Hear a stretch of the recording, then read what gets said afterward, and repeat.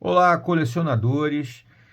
Hoje nós vamos meter a mão lá no fundo do baú mesmo, mas vamos buscar lá o início da televisão, lá nos anos 60. Vamos buscar lá coisas que eu vou falar com pessoal assim, com 50 anos ou mais até, que curtiam muito a televisão nessa época, que é a época de ouro da televisão, tá? É o que hoje em dia chama-se de vintage. É vintage, mas é também, é antigo, é velho, é saudosista, mas é muito legal para quem gosta da história dessas séries de televisão que a gente assiste até hoje, tá? Mas antes de falar nisso, é lógico, já vou falar aquilo que todo mundo já sabe. Se inscreve no canal, deixa seu like e compartilha com os amigos também, que é bem legal para divulgar e a gente continuar mostrando essas coisas aqui muito antigas, muito legais e edições de colecionador, coisas mais raras, algumas que ainda estão acessíveis, que você ainda pode encontrar aí para comprar, outras que já são bem mais difíceis, tá?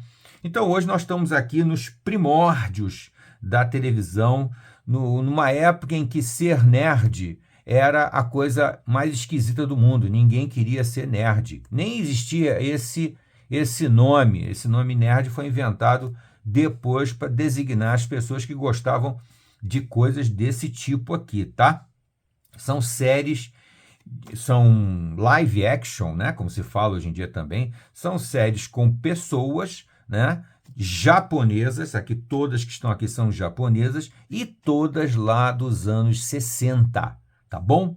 Aqui nós temos talvez o mais famoso que muita gente conhece, mesmo as gerações mais novas, já ouviram falar do famoso National Kid, né? National Kid, que hoje em dia já é o bisavô de tudo isso que nós vemos aí hoje em dia, né? Depois teve toda a galera do Ultra Seven, do Ultraman e tal, que veio depois do National Kid. Teve aqui o Vingadores do Espaço, já começando o estilo do Ultraman, né? Que é os gigantes, né? O gigante, teve o robô gigante, né? Tudo mais ou menos aí os avós da coisa toda. E depois vocês sabem muito bem que o anime, né? A animação japonesa chamada de anime, tomou conta do Brasil.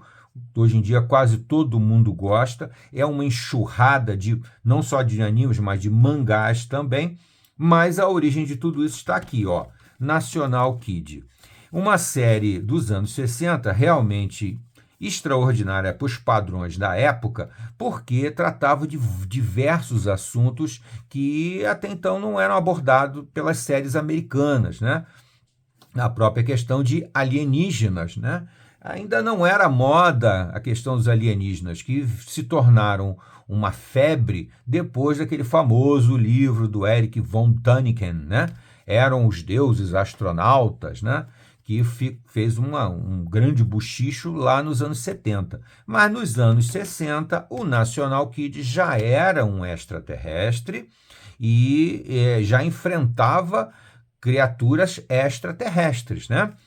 Aqui falando um pouquinho daqui da edição, você percebe que eles fizeram, a Focus fez em duas edições, DVD, não é Blu-ray isso aqui, tá, gente? É DVD, mas não foi completo. Aqui na primeiro box, né, na primeira caixinha, você tem. Eu vou chegar para cá para ter um pouco mais de ângulo aqui, depois a gente continua. Então aqui você tem a primeira caixinha com uma caixinha de papelão, um acabamentozinho simples, mas bem feitinho. Tem um relevozinho, aqui o National Kid também tem um relevozinho. Aqui vem um resuminho dizendo o que tem, né? Tem lá o filme, né? Que na verdade é um seriado, né? Aliás, um detalhe que eu vou comentar aqui com vocês. Depois a gente vai gravar um vídeo falando desse assunto. Mas a diferença que existe entre seriado e série, que é uma coisa que muita gente não fala mais, né? Se usa apenas a palavra série. Mas há uma distinção, tá? A série é aquele tema, aquele arranjo aquela criação que um capítulo não é ligado diretamente ao outro, são capítulos independentes, né? Isso é muito comum, por exemplo, nas séries policiais. as séries policiais tipo Lei e Ordem e os seriados médicos também, né? O ER, né? O Baywatch e várias outras séries, elas não têm uma continuação de um capítulo para o outro, né? Já o National Kid e vários outras séries, na verdade, são seriados. Por quê? Porque se assemelham mais a uma novela. Uma novela é um seriado, ou seja, um capítulo é diretamente ligado ao outro, criando, então, inclusive, aquele famoso gancho, né? Quando um capítulo deixa alguma expectativa para o próximo. Isso acontecia também aqui no National Kid, tá? Na verdade, por isso aqui está dividido dessa forma, porque foram basicamente 4 arcos de história, como se chama hoje em dia, né? 4 arcos de história.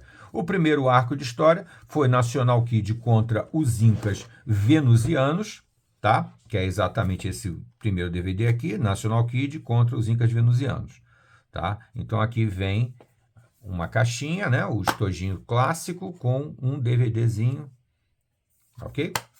Aqui temos, então, a segunda parte, que é chamada de O Retorno dos Incas Venusianos. Você pode chamar de 2 arcos de história ou pode conjugar os dois, porque eles estão intimamente ligados. Então, você teria o arco de história dos Incas Venusianos. Tá bom? Aqui na época estava saindo bastante DVD para crianças pela Focus. Em seguida, você então tem a continuação aqui no DVD número 3, que é um outro arco de história, só que é um pouco menor do que o dos Incas Venusianos, por isso que ele coube num DVD só, que é o National Kid contra os Seres Abissais e a continuação dele, A Revolta dos Seres Abissais. Tá? É uma série que, né, para a gente fazer aqui um pequeno panorama dela, é uma série de um super-herói que não tem muita explicação, como era típico naquela época, né? Se você pegar o Super-Homem quando ele surge, o Batman quando ele surge, não há essa grande preocupação em contar as origens. O super-herói está ali para defender a humanidade, para defender os amigos, para defender a cidade, e ele vai agindo, né? Essa preocupação em contar a origem não existia nos anos 60, tá? Então, esse ser extraterrestre que voa, que é muito forte, que é invulnerável, tal, ele vem para a Terra para defender a Terra espontaneamente, né? Que é a base do Super-Homem, né? O Super-Homem é mais ou menos isso. Só que o Super-Homem, ele nasce aqui praticamente, né? E o National Kid não. O National Kid já vem pronto e enfrenta inicialmente a primeira ameaça dele, a mais famosa, né? São os Incas venusianos. E é realmente bem exótico, ainda mais para os anos 60, em que isso aí não existia aqui, né? As séries não tinham nada desse esquema do National Kid. E, de certa forma, os Incas venusianos, que aparecem aqui no detalhe, mas isso aí você encontra facilmente no YouTube, né? Os Incas venusianos eram muito esquisitos, mesmo, com umas orelhas pontudas, umas antenas, tal, era bem diferente, bem misterioso, né? Logicamente, os efeitos especiais eram bem fraquinhos, bem ruinzinhos, e você tem que assistir com muita tolerância, com muito boa vontade, e logicamente, para quem é da época, vai curtir pelo saudosismo de ter visto isso aqui quando era criancinha, né? Tal, que é bem legal. Aqui na Revolta dos Seres, no National Kid contra os Seres Abissais e a Revolta dos Seres Abissais, ele enfrenta então, são homens-peixe, né? E um efeito especial até bem legal para a época. Tinha um submarino, que na verdade era um submarino, mas parecia um monstro, tal. É bem interessante, tem um toque de mistério, de suspense, logicamente num tratamento bem infantil, né? Que era esse o grande objetivo do National Kid. O quarto DVD é National Kid contra o Império Subterrâneo. E aí também é um arco de história dividido em 2 partes, contra o Império Subterrâneo e a vingança do Império Subterrâneo, tá? Todos que tinham assistido a série na época... Bom, vamos explicar um pouquinho aqui sobre esse lance aqui. Aqui ele já... Primeiro ele enfrentou naves espaciais e seres espaciais nos Incas venusianos. Depois ele enfrentou o fundo do mar, né, com os seres abissais, tal, o selacanto, tal. Aí daí é interessante lembrar aqui, também eu lembrei disso aqui agora, é bom lembrar, que algumas coisas do National Key deixaram marcas profundas na nossa cultura, tá? E uma delas é aqui do National Kid contra os seres abissais, que é a famosa frase que o selacanto provoca o maremoto. Isso aí, na época, estava sendo pichado até nos muros, e muita gente que lia aquilo não sabia ao que se referia, não sabia, né? E era baseado no seriado National Kid, porque é uma frase que é dita, que é uma lenda no Japão, que o selacanto provoca o maremoto. E outra coisa interessante, elas tinham várias coisas muito culturais nessas séries, né, antigamente. Então, você aprendia muito com isso. É que aqui ele fala pela primeira vez de um submarino que vai a grandes profundidades, que é o batiscapo, né, que o Japão já tinha. O Japão sempre foi um país muito tecnológico e logo depois, no pós-guerra, no final da Segunda Guerra Mundial, o Japão arrasado, né, todo mundo sabe, né, as duas cidades foram bombardeadas. O Japão investe em tecnologia, em educação poderosamente e acaba se tornando o país que ele é hoje em dia, extremamente respeitado, porque os japoneses realmente conseguiram dar a volta por cima, né? Os japoneses fizeram um trabalho sensacional. E aqui, então, ficou também marcada essa questão do batiscapo. Logo no início do arco da história, as crianças vão fazer um mergulho profundo no batiscapo. E aí lá eles chegam a ver algum movimento no fundo do mar, tal, numa área que o batiscapo ainda não tinha ido, né? Que é uma grandes profundidades, né? Então, muita coisa a gente aprendia também com essas séries aqui, tá?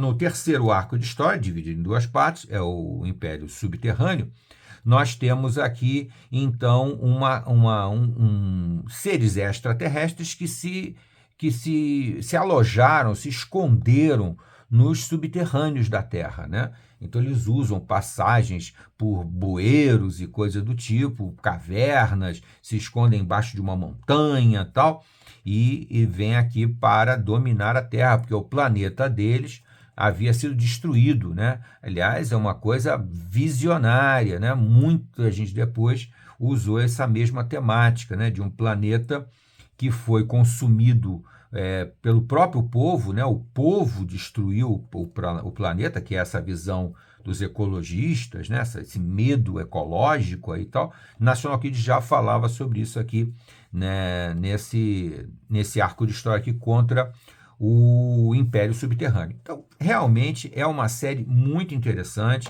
É lógico que eu não aconselho para a galera mais nova, porque a não ser que sejam pessoas com a mente muito aberta e com muita vontade de conhecer essas origens, né? Porque é bem interessante mesmo, mas é mais para quem é mais velho ou para estudiosos da área da comunicação, das séries, dos seriados, né, dos folhetins, porque isso aqui, gente, tem uma origem muito mais antiga. Quando a gente fala em série, que é essa coisa bem moderna, quando a gente fala em seriado, que é essa coisa aqui um pouquinho mais antiga, a gente vai remontar uma coisa muito mais antiga ainda, que é o folhetim, que também é um bom papo para a gente depois bater aqui e conversar sobre as origens do folhetim, que eram capítulos que saíam em jornais, em publicações, assim que surgiu a imprensa escrita, ela tinha trechos, tinha páginas que vinham com uma história que era contada em capítulos, né? E que o pessoal gostava muito na época, tá? Mas depois a gente bate um papo sobre esse assunto, porque esse assunto é bem legal, é bem interessante. A gente vê as origens ainda mais antigas do que isso aqui, tá?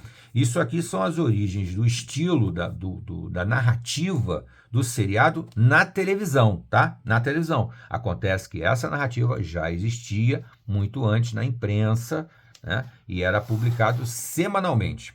Bom, então aqui, por questões de direitos autorais, de conseguir os arquivos, a Focus lançou aqui há muito tempo, deixa eu ver se eu tenho a data de lançamento desse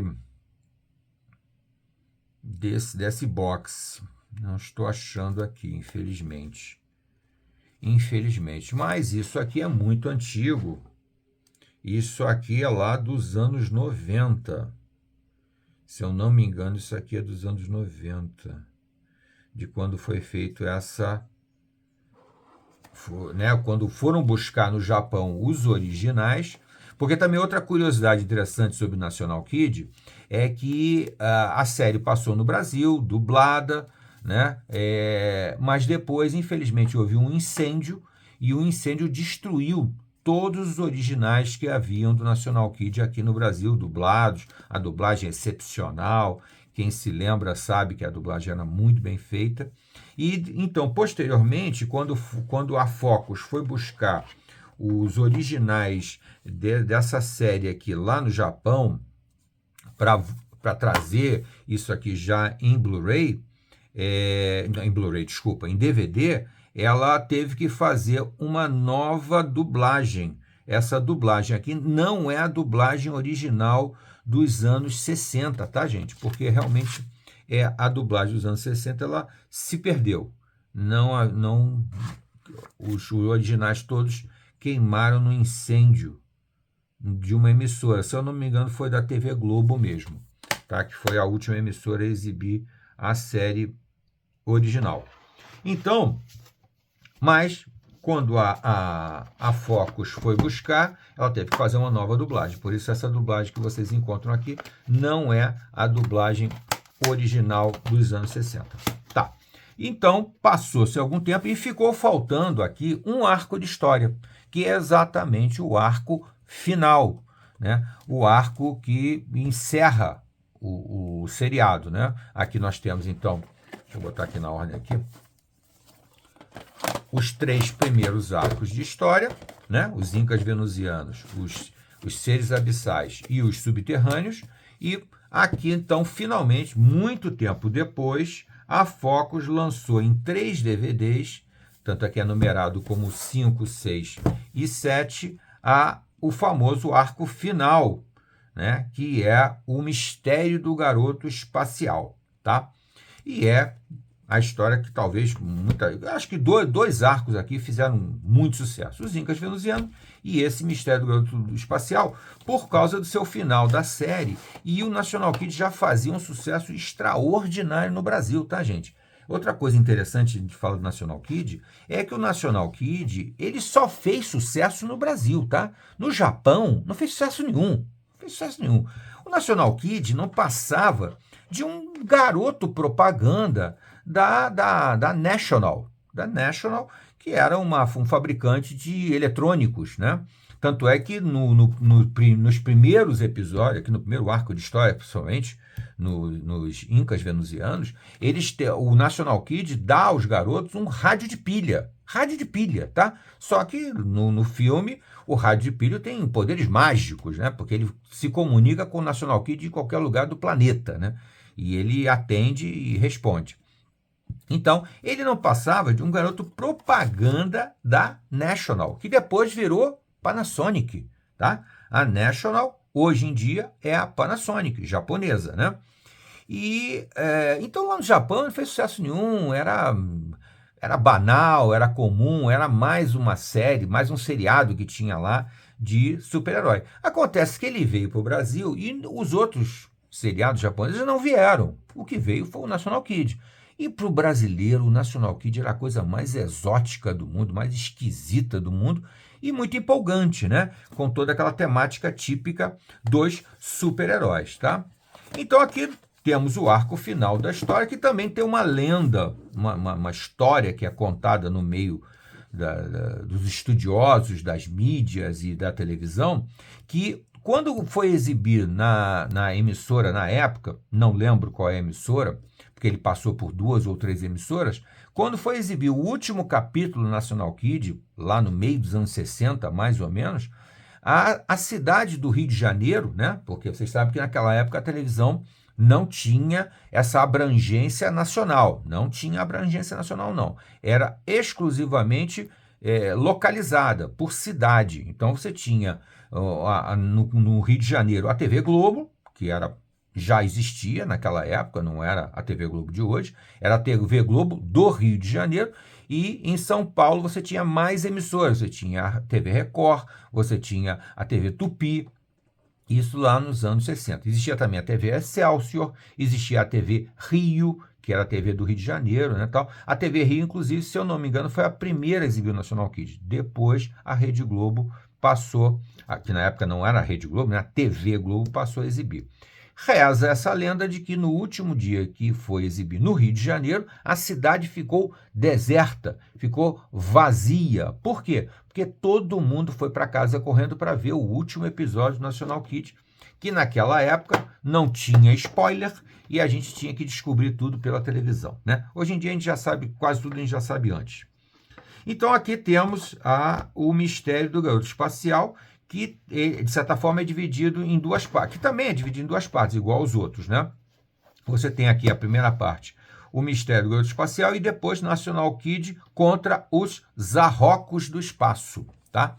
O mistério do garoto espacial envolve o menino, né, que vem para a Terra porque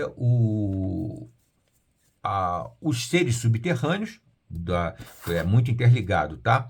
Os seres subterrâneos, aqui do finalzinho do quarto DVD aqui, do terceiro arco de história, eles vão para o espaço e tentam fazer com que os tal dos Zarrocos, que são outros seres espaciais, ajudem eles a invadir a Terra, porque eles foram derrotados e precisavam de ajuda. Esses Zarrocos já eram seres mais desenvolvidos, mais poderosos, tal, e acabam decidindo invadir a Terra também. E o planeta do menino, tá? O planeta em que o menino é ainda mais desenvolvido ainda, tem armas mais poderosas ainda, e eles é que podem realmente destruir a Terra. Só que o que acontece? O menino espacial é enviado pelo pai dele, porque o pai dele desconfia de que a história que está sendo contada é mentira. Então, o garoto vem para cá para investigar e acaba virando amigo dos meninos que o National Kid é ligado, é amigo deles, né? Então é uma história também bem interessante, bem legal, e surge, né, pela primeira vez no Brasil, um monstro gigante, né? Porque até agora os inimigos todos tinham proporções de seres humanos, né? Tanto os incas venusianos, quanto os seres abissais, quanto os subterrâneos.